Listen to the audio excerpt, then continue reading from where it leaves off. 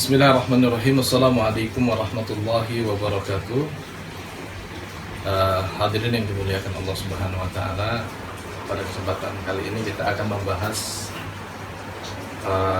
apa yang hari ini mungkin ramai dibicarakan, sampai-sampai pertanyaan ini juga ditanyakan kepada kami terkait dengan sayhah atau suara di pertengahan bulan Ramadan sebagai tanda datangnya duha.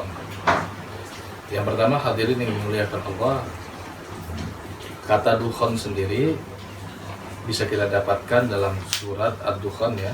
Dalam Al-Quran ada surat Ad-Dukhan. Kemudian Allah Subhanahu wa taala berfirman, "Fartakib yauma ta'tis sama'u bidukhanin mubin." Maka tunggulah pada hari ketika langit membawa asap yang tampak jelas.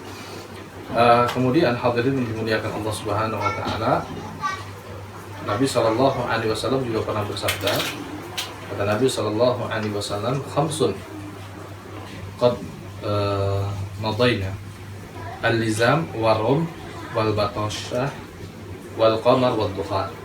Nabi sallallahu alaihi wasallam mengatakan ada lima hal ini, khamsun atau lima hal ini adalah min alamatis sa'ah, di antara tanda-tanda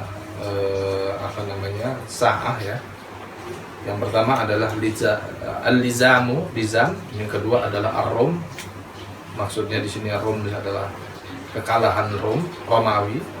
Dan para ulama menyebutkan kekalahan Romawi ini dengan kalahnya Romawi Timur atau Bizantium dengan ibu kotanya Konstantinopel yang berhasil dikuasai oleh kaum muslimin pada abad pertengahan awal. Kemudian yang ketiga al-batashah, pukulan yang keras, wal qamar, dan terbelahnya bulan di zaman Nabi sallallahu alaihi wasallam. Allah Subhanahu wa taala sendiri menegaskan dalam surah Al-Qamar pada ayat yang pertama, waqtarabatis sa'atu wansyaqqal qamar. Sungguh telah begitu dekatnya kiamat dan terbelahnya bulan. Artinya, dan di antara tanda-tanda kiamat itu adalah terbelahnya bulan. Ya. Terakhir adalah dukhan atau kabut asap. Jadi lima hal ini kata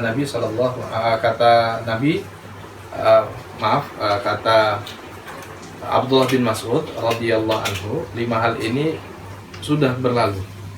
Ya, alizam, arum, batashah, wal qamar, wad dukhan. Nah, yang menjadi pertanyaan hadirin yang dimuliakan Allah terkait dengan dukhan. Ya, tadi sudah kami sampaikan athar atau perkataan Abdullah bin Mas'ud, bahwa Abdullah bin Mas'ud mengatakan dukhan termasuk yang sudah berlalu, artinya sudah pernah terjadi di zaman Nabi sallallahu alaihi wasallam. Pertanyaan yang hadirin yang dimuliakan Allah Subhanahu wa taala, kalau memang dukhan sudah pernah terjadi di zaman Nabi sallallahu alaihi wasallam sebagaimana terbelahnya bulan pernah terjadi di zaman Nabi sallallahu alaihi wasallam, lalu apakah dukhan atau kabut asap akan menjadi salah satu tanda-tanda besar dari tanda-tanda kiamat? Ya, dalam riwayat yang lain hadirin yang dimuliakan Allah Subhanahu wa taala, Nabi sallallahu alaihi wasallam pernah bersabda. Hadis ini diriwayatkan dari Abu Hurairah ketika Nabi sallallahu alaihi wasallam mengatakan, "Badiru bil a'mal sittan." Bersegeralah kalian untuk memperbanyak amal sebelum datang 6 hal. Di antaranya ad-dajjal wad dukhan. Di antaranya adalah sebelum datangnya dajjal dan sebelum datangnya dukhan. Artinya baik dajjal maupun dukhan dan 6 hal lainnya dikategorikan oleh Nabi sallallahu alaihi wasallam menjadi bagian dari tanda-tanda kiamat, menjadi bagian dari tanda-tanda besar dari kiamat. Nah, hadirin yang dimuliakan Allah, terlepas dari itu, lalu kemudian bagaimana, pertanyaannya bagaimana dengan riwayat yang termaktub dalam Kitabul Fitannya Nu'aim bin Hammad. Pertama, terkait dengan Kitabul Fitannya Nu'aim bin Hammad, seluruh hadis yang diriwayatkan Nu'aim bin Hammad dalam Kitabul Fitan, kedudukan asli hadisnya adalah dhaif. Dan ini sebagaimana yang dipahami oleh para ulama hadis, karena Nu'aim bin Hammad termasuk rawi yang dilemahkan oleh para ulama hadis. Bahkan di antara ulama hadis ada yang mengatakan dia itu matrukul hadis, hadisnya ditinggalkan. Yang kedua, hadirin yang dimuliakan Allah, hadis tentang suara besar di pertengahan bulan Ramadan, kemudian adanya kabut asap di bulan Ramadan, dan kemudian adanya huru hara di bulan Syawal, sebagaimana yang termaktub dalam Kitabul Fitannya Nu'aim bin Hammad. Para ulama diantaranya Imam Az-Zahabi, ulama hadis, kritik hadis, Imam Az-Zahabi mengatakan hadis ini maudhu'. Imam Ibnul Qayyim Al-Jauziyah mengatakan hadis ini munkar. Artinya ketika para ulama ini mengatakan hadis ini adalah hadis palsu, maka la yuhtajju bihi, tidak dijadikan dalil dan tidak bisa dipegang.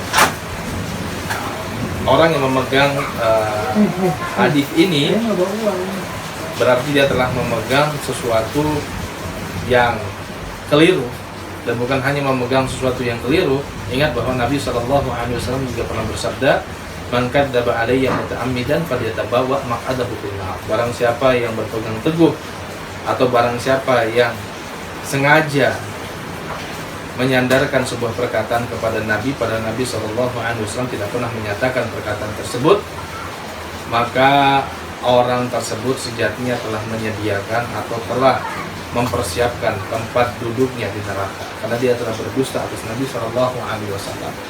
Dari sini hadirin yang dimuliakan Allah, hadis tentang atau riwayat tentang dukhan di bulan Ramadan dan kemudian huru hara di bulan Syawal seperti yang dinukilkan dari Kitabul Fitan tidak bisa dijadikan dasar dan tidak bisa dijadikan pegangan. Bahkan sebagaimana disebutkan Imam Az-Zahabi dan Ibnu Qayyim Al-Jauziyah, hadis ini adalah hadis palsu. Maka hadis palsu tidak boleh dijadikan pegangan. Bukan hanya tidak boleh dijadikan pegangan, menyebarkannya juga termasuk dusta atas Nabi SAW, dan dusta atas Nabi termasuk dosa-dosa besar. Hadirin, tetap tenang, istiqomah, beriman dan beramal saleh. Insya Allah tidak seorang pun yang tahu kapan terjadinya kiamat dan detail kapan terjadinya hal-hal yang dijanjikan Allah dan Rasulnya terkait dengan tanda-tanda kiamat. Sebagaimana Rasulullah SAW pernah juga menyatakan hal itu ketika ditanya oleh orang-orang yang ada di sekitar beliau, dan ketika ditanya Jibril alaihissalam. Maka kalau Rasulullah saja tidak tahu hal detail kapan terjadinya kiamat dan bagaimana proses-proses tanda-tanda yang disebutkan, baik disebutkan Allah maupun Rasulnya, apalagi kita. Maka hadirin, tenang dan tetap beribadah. Ini dari kami penjelasan singkat bahwa insya Allah hadis dukhan adalah hadis palsu, tidak bisa diamalkan. Jangan kemana-mana, tetap bersama kami. Wassalamualaikum warahmatullahi wabarakatuh.